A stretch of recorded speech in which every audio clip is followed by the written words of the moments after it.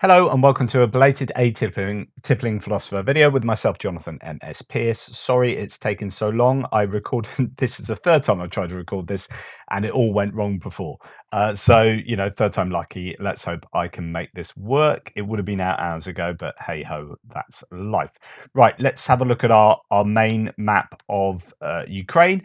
Been fairly quiet overnight. I think there's something like Noel was saying that there were 9 drones shot down over Petrovsk Oblast and one over Lviv, which is quite far. So Lviv is over here on the far western side of Ukraine. So it's interesting that one had got that far. But generally, a pretty quiet night on as far as attacks from Russia on infrastructure with cruise missiles. No, I can't find any evidence at the moment of any cruise missiles and whatnot taking place.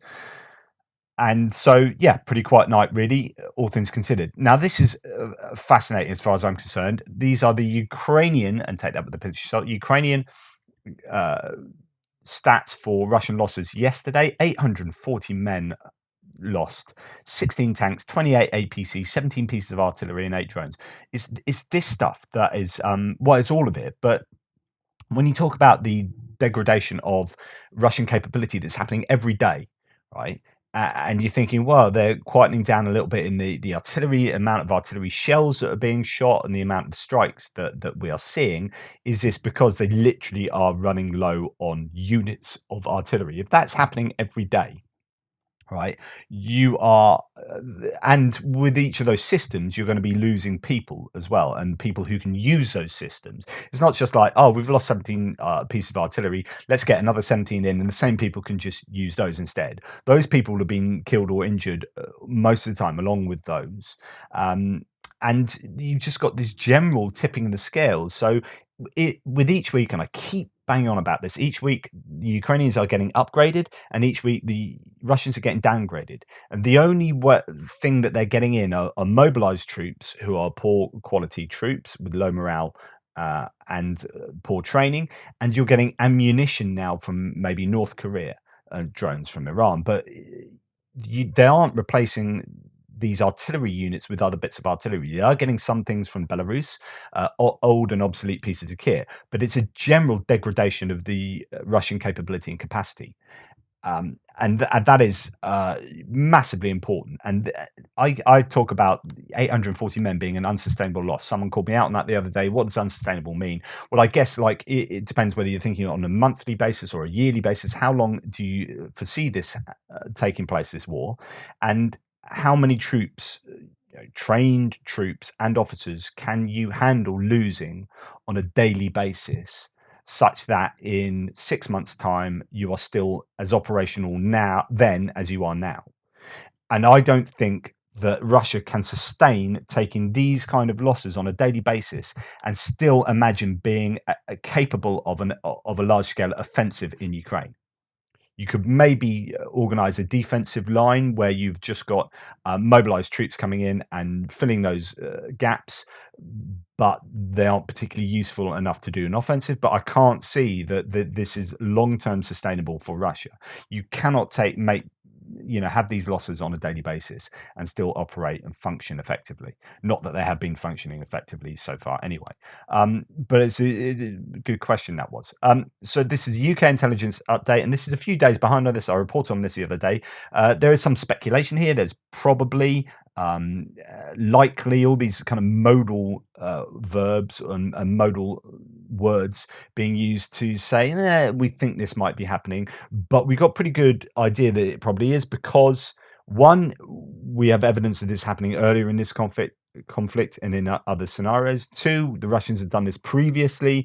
And three, we're getting quite a few claims of this happening. So due to low morale and reluctance to fight, Russian forces have probably started deploying barrier troops or blocking units. These units threaten to shoot their own retreating soldiers in order to compel offensives and have been used in previous conflicts by Russian forces. And we've had claims of this with the Wagner group having done this to some of the prisoners that they have conscripted and into their forces, and they've shot them to stop them deserting. Recently, Russian generals likely wanted their commanders to use weapons against deserters, including possibly authorizing shooting to kill such defaulters after a warning had been given. Generals also likely wanted to maintain defensive positions to the death. The tactic of shooting deserters likely attests to the low quality, low morale, and indiscipline of Russian forces. This is a real worrying state of affairs, I guess, for Russia. If you're thinking, is Russia in a really good place? Are they operating as an effective armed force? Are they looking good for winning this campaign? If you're pro-Russian, you got. Are we in the right place to do this thing? Then you start looking at this on a daily basis. Okay, even if you take 60% of that, that is still unsustainable. And when you start looking at this, you're thinking, is this a sign of a force that is working effectively and likely to win its campaign? No. Okay, go to Frontline. So here's our front line. All the way down there is activity going on everywhere. I don't know what's happening at the moment. The Russians seem to be being really active in places that there's been a lot of stasis. There seem to be attacks going on right up and down the front line. The Ukrainians are the ones putting in the attacks in this northeastern area. Then it's the Russians broadly down there, the Russians down here with a couple of Ukrainian counterattacks and activity from the Russians elsewhere. Let's look into this. Okay. So we've got the northeastern area, but I'm going to actually go. So the northeast takes us from Kupiansk to Svatove to Kreminna. And we've got Starobilsk over here. So we go to our war map. This is this northeastern front, Kupiansk, Svatove, Kreminna. But you've also got Starobilsk, this logistical hub in the middle here, which I think should be a really important primary target for the Ukrainians. Well, just to the east of that, it appears that in a tiny sort of place, but on a highway or an important road is Yesov. Let me just make sure I've got all the things being shown here. So here's the road. So there's been in Yevsa, a lot of military traffic has been seen going through there, and also troops have been taking up abandoned accommodation that has been left by people sort of no longer living there.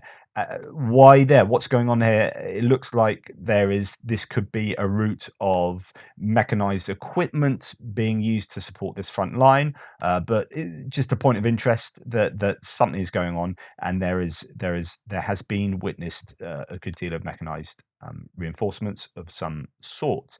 Okay, going up here, I told you yesterday, I think it was, that 60 people died in Pershey-Trevnevy. That's wrong, Pershey-Trevnevy. It's actually in Mykolaiv Oblast, near Kherson. So there are so many places with the same name, and I keep talking about this, and I'm sure Ukraine must have a real world record. I know other countries do this, but it is just incredible how often I come across that. There's another Pershey-Trevnevy just south of there as well, that I came across earlier. There are 3 opinions south of each of the areas of conflict: Bakhmut, Avdivka, and one of the others as well. Just nuts. So it's quite confusing. Anyway, lots of activity around Orliansky still.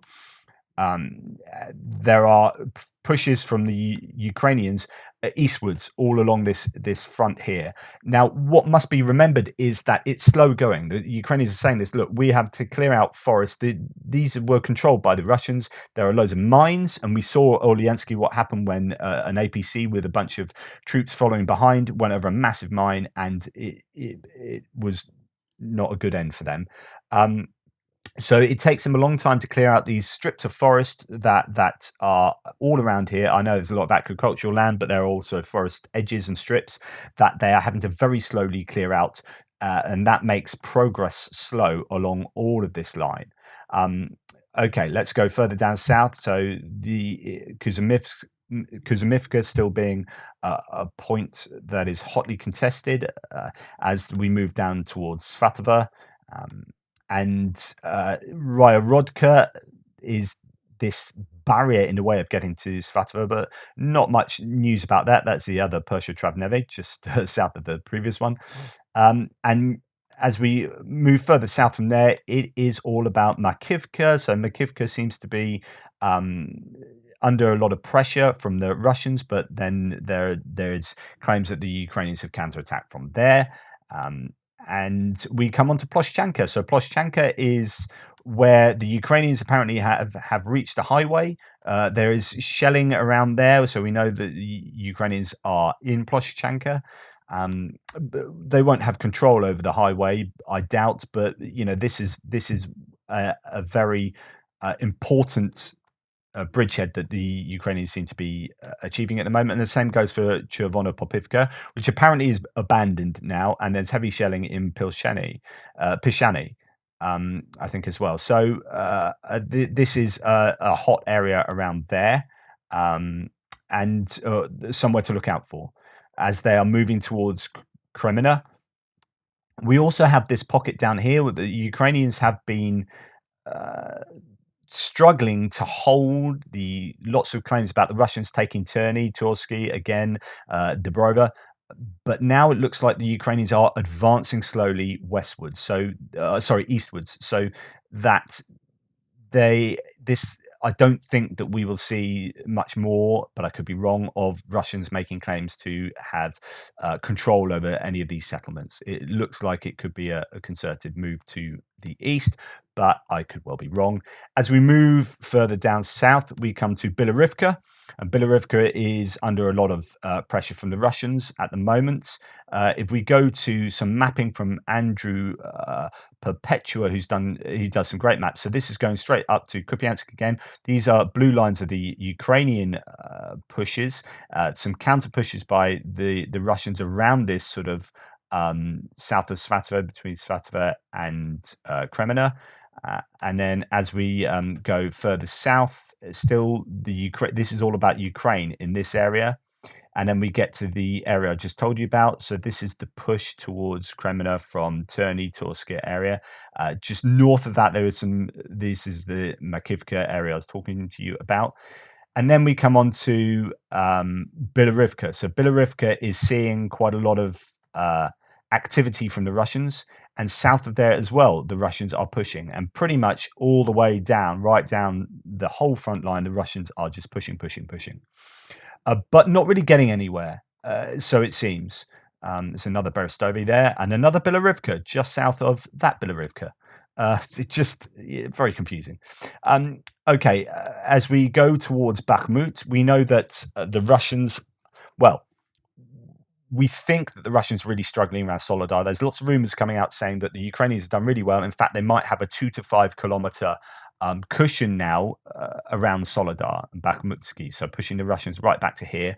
But there's no hard evidence of this. This is just the rumors that just keep getting claimed. But we're pretty sure that Russia are struggling around Bakhmut now, that this has been defended really, really well, and Ukraine have had a good last week. Opitny, there is fighting on the outskirts of that still, but the claims are that the Russians have gone back to where they started again. So they were fighting on the outskirts of Opitny yesterday and now have been pushed back. And then the concentration down further south from there as they try and do the larger encirclement. I do have evidence that, oops, where is it? Here we go. Sorry, wrong place. That Russians are using incendiary rockets around Bakhmut. I don't know exactly where these guys are. You can see the foxholes. You wouldn't like these incendiary rockets to be falling on top of you here, because there's, you can't hide in a foxhole. You can't get away from that. That lands on you, you are done for. You really want buildings to be protecting you from this kind of stuff. It's horrible. Anyway, they're using that around Bakhmut, so I don't know what that tells you. Anyway, as we move further south, the Russians are pushing all along these sort of front lines, particularly north of Avdivka here and south again. They're not getting very far. And again, we have an Opitny here and Vodyanye still, repelling the Ukrainians are still repelling the Russian attacks around here in Pervomaisky. We move further down south. There are still, Russian attempts to push through the Ukrainian lines. We come to Marinka. Now, Marinka has had a lot of attention from the Russians over the last week. There have been aerial bombardments, artillery. It is a very hot area. the Ukrainians could well be further back here where I put the Russian line. We shall see, but that is somewhere to look out for. And then we get down to our sort of Vuhledar area, which is where the Russians are. So the Russians are pushing all the way in this Marinka area, but also further down south in Nova Mikhailivka, where they're trying to get towards this road that connects Vuhledar to other settlements up here. And so there are these pushes by the Russians to get fire control over this road and take it, and thus cutting off Vuhledar and moving on Vodyane, another Vodyane, slightly different spelling. So this is a worry for the Ukrainians because certainly up around here, more to the northeast, the Russians are giving them quite a lot of hassle. There's been a small counterattack by the Ukrainians from this road towards Mykilsky. So that is something, but and different claims about Pavlivka. So some claims saying that the Russians are actually put a bit of a pause on Pavlivka. Things haven't gone so well. They've been hit by Vuhledar. We've seen some video footage of stuff happening around there with mechanized units getting blown up. And so some Russians claim that they still have 60% of the settlements. Some others are saying that actually they pulled back to the outskirts. But things haven't gone as they were hoping in Pavlivka, which is not for the first time. And then there are all along here, the Russians are trying to push. There is a counterattack from the Ukrainians from Novosilka towards Rivnopil. But other than that, everything else is the Russians putting pressure on the Ukrainians, really. So it is just pretty toasty around this area of the Luhansk Oblast. Donetsk Oblast. Let me take a breather. Yeah, so the Russians are claiming that they have paused here due to bad weather. And though there might be bad weather, it could be that they are just not making any progress at all and being hammered by some reinforced Ukrainian defensive forces around Vuhledar and Pavlivka. Okay, as we come out of here towards the Zaporizhzhia Oblast, so let me get you the nice colourful war map.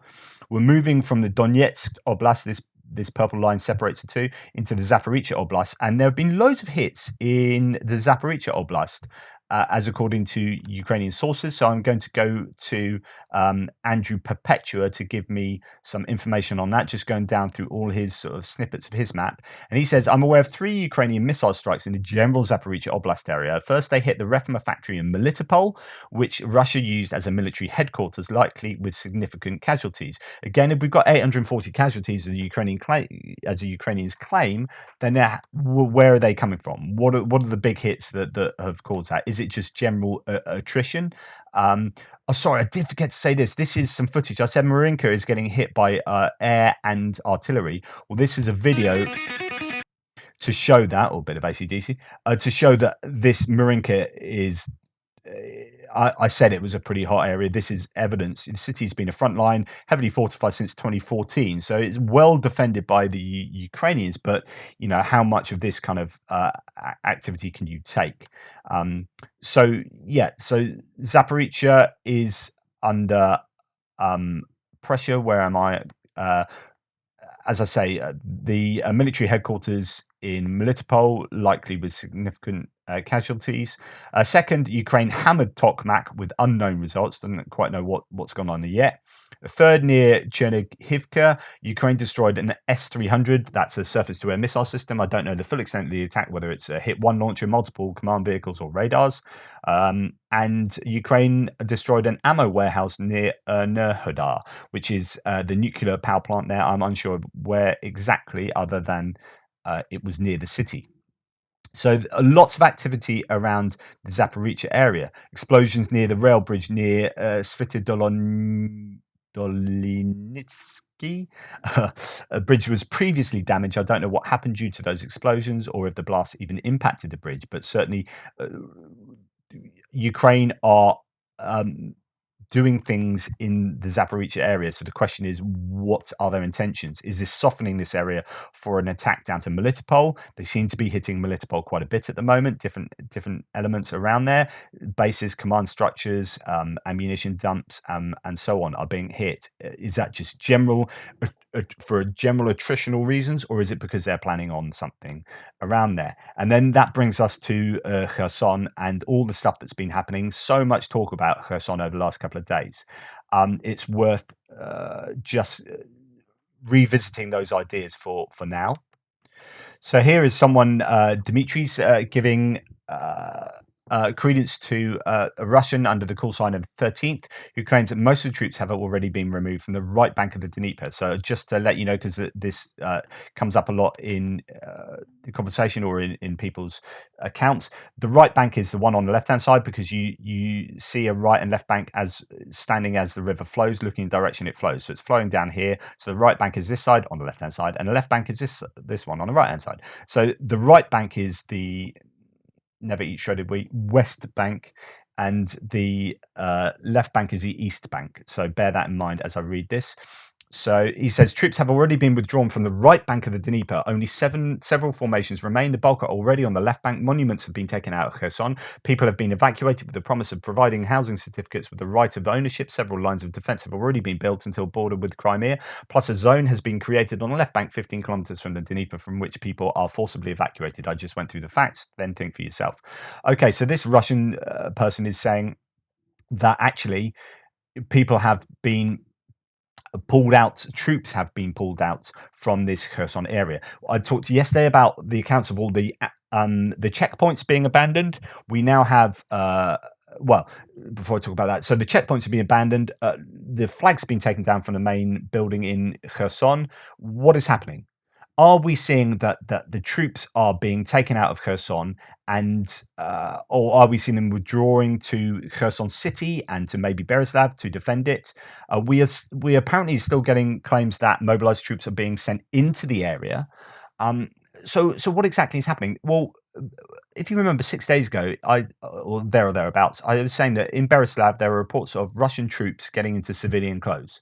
So I talked after that, sometime after that, I talked about an operation withdrawal, and I referred to the retired General Mick Ryan, the Australian general, who talked about how to do an operation withdrawal and how important they are. And you don't want to look like it's a withdrawal, because otherwise it becomes a rout. So for here, the Russians will want, if they want to do an operational withdrawal, they want to almost do some deception to make it look like they're not withdrawing, so they can get their troops out but appear like they're still staying in place, so that the Ukrainians don't do a sort of counterattack or harrying of the withdrawing forces, so that it becomes a rout. If it becomes a rout, you are in trouble. So you look at what happened up in the Izium area. That was a rout. Okay, that was not an operational withdrawal. They just got overrun and everyone ran away, and they lost shed loads of equipment and troops as a result. Although a lot of troops did escape because they were routing. Here, this could become a rout very easily. So what do? Well, they make it. This could be what's happening. They could be getting rid of some of their better troops, extracting their VDV or airborne troops from this Kherson area, whilst piling in a bunch of mobilized troops. In other words, you're just swapping poor for good and hope that those poor mobilized troops can get out when they eventually become routed. But you are going to lose this area, so you might as well get as much out as you can. So getting these people into civilian clothing and announcing 70,000 people are going to be forcibly evacuated, civilians, and then have a go at the Ukrainians for bombing the access for the civilians across the river, when actually half of them might well have been troops, and they've got troops out with the civilian evacuation and has successfully cleared out loads of their troops from here. Now, that would be pretty clever. I would say that's Russia's best move if they've successfully done that. I don't know if that's what's happened, and I could be disproved later today. But it could be that they have got their troops out of the Kherson area and they've done it really well. And then supplied a bunch, I mean, it sounds horrible, but then supplied a bunch of mobilized troops here to kind of hold the lines for long enough, and then maybe either withdraw to Berislav and Kherson city, or to get out of Dodge and get the other side of the river, where they can then just hassle the Ukrainians from the other side of the river. Or keep Kherson and cause a really expensive urban fight. Now, Ukrainians are announcing places like Malasaidemnuka that apparently is liberated. They stuck a flag on top of it, but that was in the grey zone, had been there for for weeks actually, and so was just completely abandoned. It doesn't really mean anything to say that that's been liberated. It's more important that these places around here are liberated, and there's no movement, even though there have been consistent. So they've claimed, the Russians have claimed, and military bloggers have claimed that there have been, uh, 5 or so attacks in this area. Usual stuff. So Ishchenka, where do we have Sukhanove? I think Borodzinsky. So these areas they've been attacking, but apparently, according to the Russians, they've been repelled. Now, does that look like a full offensive, or just these continued kind of recon with force attacks, or like probing attacks to find a weakness and to get information? Now, someone did tell the Intelli News, a Ukrainian source has said that the last time they were aware of a recon with force attack from the Russians was a month ago in Snihovivka. In other words, they're saying that the Russians haven't really done any attack for a month around here. So that's quite significant if that is indeed true. So it's just been defensive for the Russians, holding back these consistent attacks. Now, there have been lots of places hit in Kherson, rocket attacks, no doubt HIMARS, but other probably munitions used as well to hit, Novokakhovka, loads of places. Chornobivka has been apparently hit. Let's just read you a little bit of what the Institute for the Study of War says. Ukrainian forces continued their interdiction campaign in the Kherson Oblast on November the 3rd by targeting Russian ground lines of communication, GLOCs, and logistics. Ukraine's Southern Operational Command reported that Ukrainian forces struck a Russian alternative river crossing route in the area of the Antonivsky Bridge. I showed you this yesterday. I showed the footage of this. And geolocated footage reportedly showed a series of explosions on barges underneath the Antonivsky Bridge from the right Dnipro River bank. Social media footage also showed the aftermath of reported Ukrainian strikes on a pier near the Antonivsky Bridge that shows destroyed ships reportedly involved in Russian river crossing efforts. Ukraine's Southern Operational Command also noted that Ukrainian forces struck an accumulation of Russian equipment in Chornobivka. That's the airport just to the north west. So there you go, northwest of Kherson, Chornobivka. That's that famous airport that keeps getting filled with equipment and then blown up, keeps getting filled, blown up, keeps getting filled, blown up, etc., etc. Let's go back to where we were.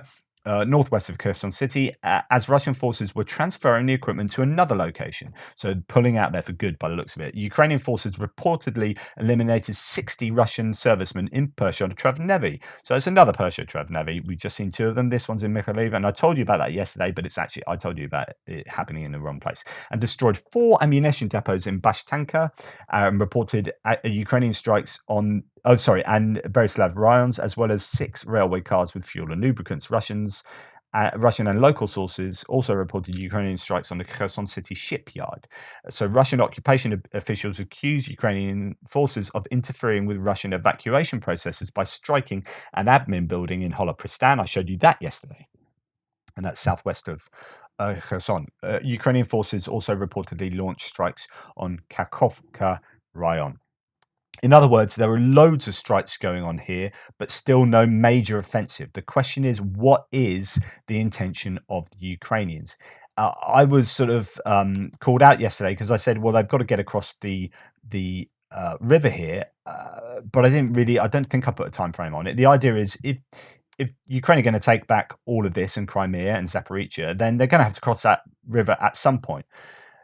The issue is when they need to do that, because at the moment the Russians have really heavily fortified around here and will have artillery pointing right in here, and trying to put people on boats, barges, rebuild bridges is not going to happen if the Russians have fire control over this entire river. It's just a death trap waiting to happen. Question is, what do Ukraine do with that? Do they sit back on this side of the river if they take this area and just get pummeled by artillery? Or do they try and take all the artillery out with HIMARS and longer range artillery themselves? Or do they do a counter-offensive that draws Russian attention away from Kherson towards Melitopol, and they can get meaningful forces across there by doing another attack down to Melitopol? Or do they just do Melitopol, hold Kherson, and require their troops from the Melitopol offensive to come westwards? Or do they not have the resources to do any of those things? There are so many unknowns. Who knows what they are planning on doing? But there is just huge amounts of activity along all of the lines, just not a lot of activity around these sort of regions, at least not that we are finding out about. There's a lot of operational security and certainly no major offensive, the sorts of which we have been anticipating. Um, this is going to be attriting the Russians, I guess, as much as it is the Ukrainians. So I'm really not quite sure why the Russians are pushing everywhere. It would make sense to me to gather all those forces that are pushing everywhere, leave enough forces for defensive capabilities, and push somewhere with a lot more concentration. But they don't seem to do that. They seem to do a lot of fighting everywhere, beating their heads against a brick wall. And you've got to remember, if the Ukrainians lose Bakhmut or lose Avdivka, it's not a major problem. Yeah, Bakhmut is quite important. It's quite, as you can see, it's quite a hub, and behind there is quite flat land, and this would be quite easy to take, I think. But remember that the Ukrainians lost Izium and Liman, uh, around here, whole swathes of land, and they were able to take it back again. It's not the end of the world if they lose Bakhmut. It's not the end of the world if they lose Avdivka. It will be a morale boost to the Russians, but really, I mean, how long? It's what, 6 months to take Bakhmut, Russia, or months to take Bakhmut, and Avdivka, which has been right next to the 2014 annexation lines since the beginning. Like, even if they were to lose those two places tomorrow, it's still effectively been a victory for them. So up till now, and just Russian. I don't know what the Russians are doing. Just nothing they do makes a bit of sense if you're bad at doing war. It doesn't make a lot of sense. Um, there you go. You can set me straight, and the Russian trolls and pro-Russian advocates can say, "Hey, they are winning. They're going to win this," as you always do in the comment threads. But it'd be great if you could substantiate how they're going to win it and in what way they're going to win it, rather than just assert stuff. Give some substantiation to your claims. How can Russia win now? What would be their best option here? Because all I can see is, at the best for them, some kind of stalemate, but at worst, losing everything. But let me know what you think. Thank you so much for your support. Please like, subscribe, share. Thank you to all my new members who have joined as well. I will be naming them in the Ukraine War Update extra video later. Really appreciate that. Toodle pips, and I'll see you later. Goodbye.